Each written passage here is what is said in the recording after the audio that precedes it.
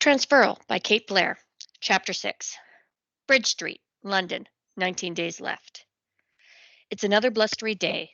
Leaves blow against me, sticking to my coat as I try to flag down a black cab. At least it's bright out. I feel stupid with sunglasses on when it's cloudy, but I've learned to wear them anyway, viewing London in a murky gray, as if smothered by Victorian smog. Living in the twilight world is better than getting hassled in the street by fans and foes of my father's.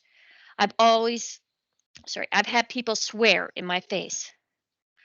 A cab finally pulls up and I settle into the rounded interior. Where to, love? Holloway Quarantine.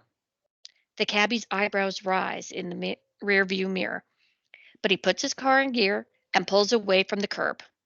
I settle back in my seat and watch the city pass me by. Doubt creeps in as we crawl through traffic and head north, leaving behind the London that the tourists see. But I'm not afraid of Jack Benson. He can't hurt me now. I'm more worried that he'll refuse to help, refuse to tell me what he knows. It's a long drive, but eventually I see the quarantine appear of ahead of us. I watch the fortress grow through the front window of the cab until I can pick out the different gray and white bricks decorating the turrets. Here we are then, the cabbie says. I pay the fare. Uh, tip as well. I pay the fare, tip well, and shuffle out of the car. The cabbie has dropped me by the visitor's entrance. A woman is at the gate ahead of me, stopped as she speaks to the guard in his booth. She's wearing a short skirt with heels and a puffy jacket. Her legs must be cold. The woman enters and the guard yells out, "Next!" His gaze is on me. I don't move. "Come on then!" I feel as if I'm on rails, pulling towards the gate. "ID," he says.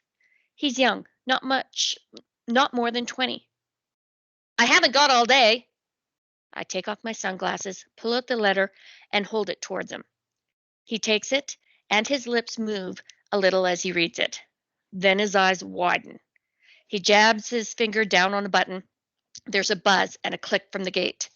"Sorry, miss. Should have recognized you," he said, standing poker straight. For a horrible moment, I think he's going to salute.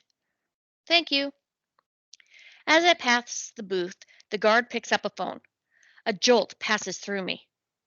Who is he ringing? Is he checking if the letter is genuine? Maybe it's not too late to walk away from all this. But the gate slams shut behind me. I'm locked into a short corridor, bordered on both sides by high chain-linked fences, topped with razor wire. About 10 paces towards the prison is another gate. I straighten my spine and push my shoulders back. My heels clack on the paving stones until I reach the second gate. It's a long time before there's another buzz and click, and it opens in front of me. The guard on this side has already stepped out of the booth. "Miss Hale," he says, "welcome to Holloway Quarantine." "Thank you." My colleague, he gestures towards the young guard at the first gate, has requested an escort for you. The tension in my shoulders unknots a little. Of course I need an escort. They can hardly stick the next prime minister's daughter in a regular visiting rooms. But I'm drawing more attention to myself than I had planned. A guard comes out from the main gate. His uniform is smarter, and he's probably in his 50s. His mustache reminds me of a World War I flying ace. He holds out a hand, bright pink, like his face. "Principal Quarantine Officer Watson," he says, "but you can call me Frank, Miss Hale." "Nice to meet you, Frank," I said, wincing like his sausage-like fingers crushed my hand. "Please call me Talia." He turns towards the building. "This way." As we head towards it, he sweeps a hand in front of him indicating the whole prison. I don't know if you know much about Holloway, he says, but it used to be a women's prison. There were even executions here. I nod, trying not to shiver. It's hard to imagine that Londoners were ever so barbaric that we thought justice meant killing one person without saving another. He continues with his guided tour, chest puffed out. Once the transfer became widespread after World War II, long sentences became a thing of the past. So the other prisons closed, one by one. Holloway was converted to London's quarantine to keep those awaiting trial and those sentenced to more serious illnesses away from the public and each other while they try and endure their punishment. I know all this, but it seemed rude to say so. So I see. It's also where we keep the offenders who are under level 4 recalls. They have a tendency to run instead of reporting to hospitals if a level 4 pandemic is declared. I can see why they would. A level 4 pandemic is rare, but it means an outbreak of a deadly illness like meningitis, TB, or hantavirus pulmonary syndrome. He approaches yet another gate, nods at a security camera, and brandishes a pass at a black sensor. The gate swings open, and he waves me through into a white room with a desk along one side and an officer sitting behind it. Stand here. He indicates two footprints stenciled on the floor, and I do as I'm told. He points to the camera mounted on the desk in front of me. Look in here, please. There's a click before I can even react. Great. There goes any chance I have of denying this if Dad finds out. If you can sign here, miss. My hand is shaking when I scrawl my name. Don't worry, he says, misinterpreting my nervousness. There's no disease in this wing of the quarantine. We keep the prisoners awaiting trial in isolation and well away from those who are serving their sentences. Can't have them getting sick before they've been found guilty. He gives a braying laugh.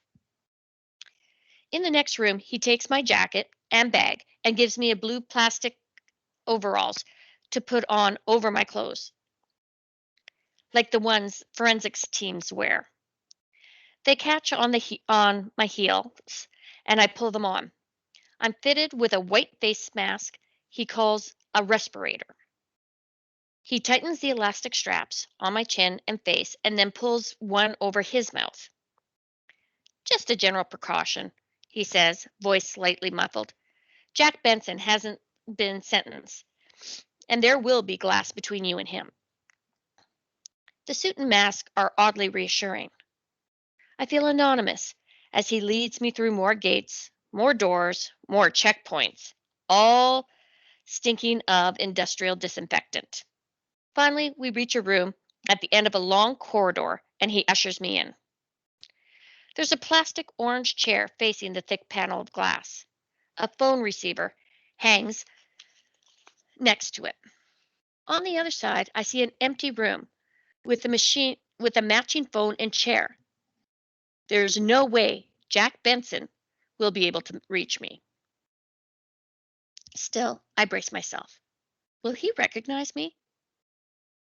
The door opens and my whole body tenses. But the man who slumps in, led by a warden in an orange protective suit, is nothing like the monster with the cleaver. His shoulders are rounded, his head hangs forward, a bald patch on the top. The warden leads him to a chair and he collapses into it. He looks up from under his brow, like a child caught lying. The warden puts the phone receiver into his hand, and I pick up the one on my side. The man studies my face for a moment.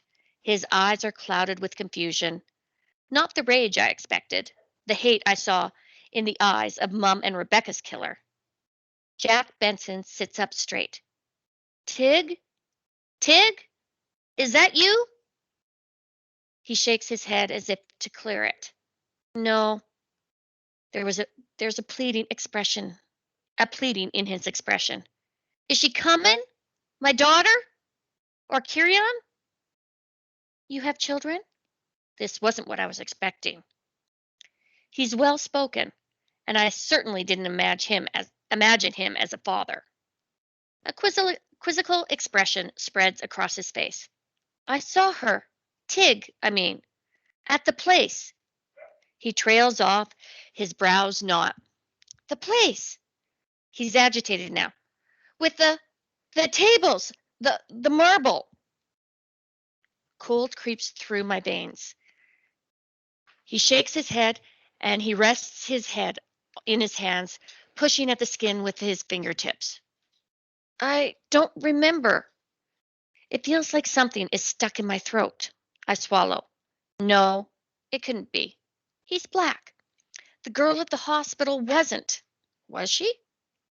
She did have dark skin, but not as dark as his. But if the mother were white, my insides twist. At the hospital, I say. I have to pause to take a deep breath. It's hard to suck in air through the mask. At the place? The girl was your daughter? He nods.